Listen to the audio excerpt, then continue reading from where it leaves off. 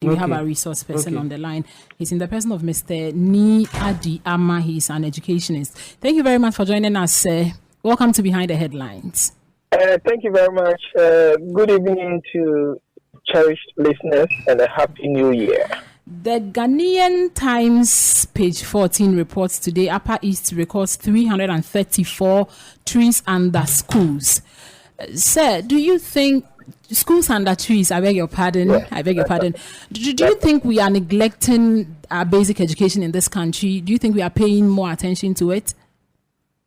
I'm always of the view that education must always present a level playing field for all, so that if a section of the country is deprived of what the other section of the country has, then it does not present that equal playing field, particularly when children in those schools are expected to compete in national examination with those who are in other parts of the country that have all the facilities and all the quality teachers that are required.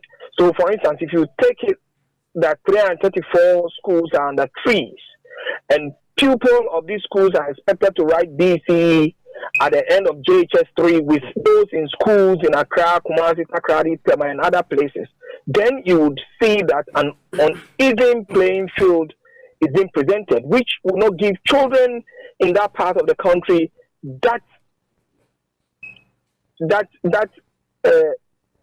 competition that is required in the national examination. So for me, I think that such a situation is not a good one. So, sir, what do you think could be done to address this particular problem? Should we always leave it for the government, or we should call in philanthropists? Yes, you can call in philanthropy, but our education, again, is largely in the hands of government, so that it's largely the responsibility of government, particularly when we have the universal, compulsory, free basic education, which the nation is supposed to champion.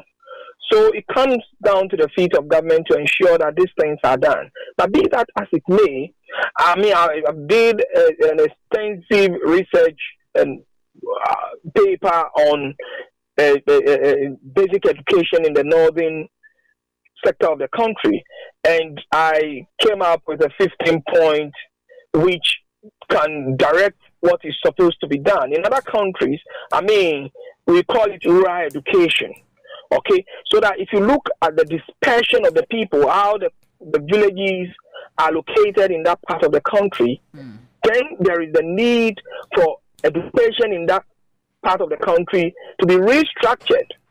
Okay, because you have places where you can find maybe 15, 20 people only forming a village or a small community, and you cannot provide a whole school for only that number of people. Therefore, there's a need to rethink into how schools are built, how schools are established in those parts of the country. When we do that, then we'll be able to solve the problem. And like I say, I have a paper on that, and I'll be willing to share it anytime with any policymaker that wants to see it. Okay, then we would even engage you more on it as time goes on. And what do you think? Are there any implications? Obviously there are. What are some of the implications when we deprive our young children of quality basic education? Because according to the story... Obviously you cannot turn out a quality human resource for national development. Let's look at the number of children who attend those schools. And let's look at the ratios. How many, even in the past, how many have turned out from those communities to secondary schools? Okay, and the BC results over the years have always shown that poor results are obtained by pupils in that part of the country.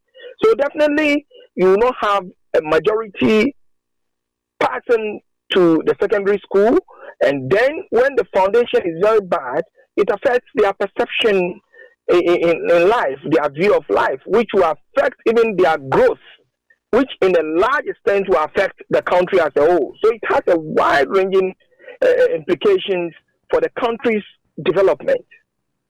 My panelists raised what I think is a very important point in building schools and constructing schools for kids like this, because of inflated costs that mostly some of the contractors present, and not because it's their fault, but